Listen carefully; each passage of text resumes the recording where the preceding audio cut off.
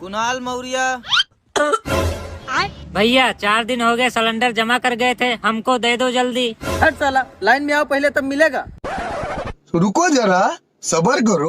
साले तू हट साला, पागल वागल है क्या बे? उधर लाइन में लगने को बोले, खोपड़ी में मरे जा रहे हो। जा उधर लाइन में लग। हट पीछे चल।